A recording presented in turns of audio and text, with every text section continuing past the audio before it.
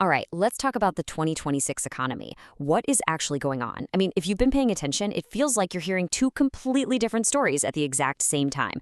On one hand, everything's fine, steady growth. On the other, there's talk of a looming crisis. So, what's the real story here? Which one is it? So yeah, that's the central conflict we're going to dive into. Is 2026 shaping up to be a year of sturdy, resilient growth, or are we teetering on the edge of a serious structural crisis? Right now, the signals are completely crossed. So our goal today is to really unpack both sides of this economic coin. Okay, first up, let's look at the official story. The tale being told by some of the world's biggest financial institutions. This is that cautiously optimistic narrative you're probably hearing in the mainstream. So let's kick things off with the optimistic case. You've got Goldman Sachs projecting what they're calling sturdy global GDP growth at 2.8%. Now, to put that into perspective for you, that's not just, avoiding a recession. That's actually a pretty healthy clip. It suggests the global economy is way more resilient than you might think. And they're not alone. The World Bank is basically echoing that same sentiment, just a little more conservatively. Their forecast comes in at 2.6%. So what you've got here are these major global players all looking at the same data, and they're seeing a world economy that, yeah, it's facing challenges, but it's still expected to keep on growing. So you gotta ask, right? What's driving all this optimism? Well, according to JP Morgan, a huge piece of the puzzle is the relentless expansion of AI. The whole argument is that this massive investment pouring into artificial intelligence is boosting productivity, it's creating totally new market dynamics, and it's acting like a powerful tailwind, pushing the entire global economy forward. But, like I said, that is only one side of the story. So now let's explore the other side, the narrative that actually explains that widespread anxiety so many of us are feeling, despite all those positive headlines. And this really is the key question, isn't it? I mean, if the big banks are all projecting growth, why are words like recession, collapse, and crisis plastered all over the news and our social media feeds? Well, it's because there's this whole other set of data points out there, and they're telling a much, much darker story. So what's behind all the pessimism? Well, analysts who are pointing to a downturn see 5 major risks. First off, the yield curve. That's a classic recession predictor. It's been inverted for a record amount of time. That is a huge red flag. It basically means investors are betting on a weaker future. Second, we're facing a sovereign debt fiscal cliff. Think about it. Massive amounts of government and corporate debt that were taken out at super low rates now have to be refinanced at much higher rates. That's going to squeeze budgets big time. Third is this idea of AI-induced jobless growth. The fear that AI boosts company profits, sure, but it doesn't actually create jobs for people. That leads to wider inequality and weaker consumer demand. Then you add in struggling regional banks pulling back on loans, creating what people are calling credit deserts, and finally, rising geopolitical tensions that are fracturing global trade. You put all that together, and you've got the recipe for a very, very different kind of crisis. This comparison chart really puts it all into perspective.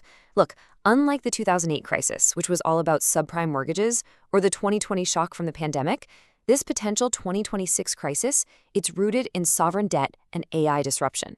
But here's the absolute crucial difference. Just look at that monetary response row. In the past, central banks could just slash interest rates to zero, they could print money with quantitative easing, to stimulate the economy.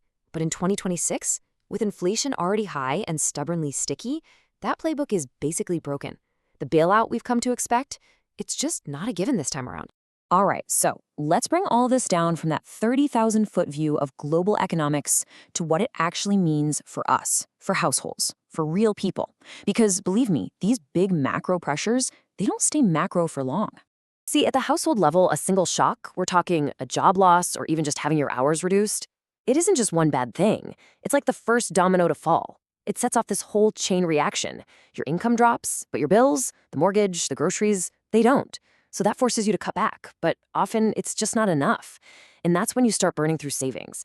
A household that was totally stable just a few months ago can find itself in a serious downward spiral really, really fast. And our own psychology plays such a huge role in how financially vulnerable we are. I mean, this data is just fascinating. Look at this. Over a third of people, they're just not willing to sacrifice their current standard of living to build up a safety net. Then you've got another 22% who are so focused on paying down the debt they already have that they feel like they can't save. It just goes to show you, even when we know we should be preparing, there are these really powerful behavioral forces that just get in the way. And we really have to be clear about this. The impact isn't just financial. It's not just about the numbers in your bank account. That constant weight of economic uncertainty, of worrying about bills and debt and the future, it is a leading cause of severe stress, anxiety, and depression. It affects our health, our relationships, our entire sense of well-being. Okay, so given these two completely competing stories, one of cautious optimism and one of deep structural risk, what can you actually do about it? It is so easy to feel powerless in all this. But this last part, this is all about shifting from a mindset of panic to one of preparation. It's about how you can build your own financial resilience, no matter what happens. The goal here isn't just to survive an economic storm, it's to become what's called anti-fragile. That means being able to withstand shocks and maybe even come out stronger on the other side. And this means adopting some new habits. First, a debt-zero philosophy. Aggressively get rid of high-interest debt. Second, master skill orchestration with AI. Learn to manage AI tools to make yourself more valuable in this new economy. Third, use something like a 30-day purchase protocol. Just wait 30 days before big purchases to kill that impulse spending. Fourth, audit and eliminate your digital leaks, all the subscriptions you forgot about.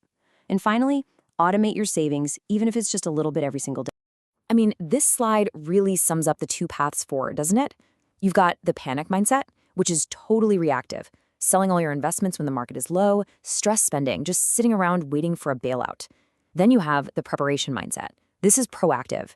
It's about reviewing your protection cover, building that 3 to 6 month emergency fund, systematically crushing high interest debt, and enhancing your skills for the new economy. It's about treating AI not as a threat to be feared, but as a tool to be mastered.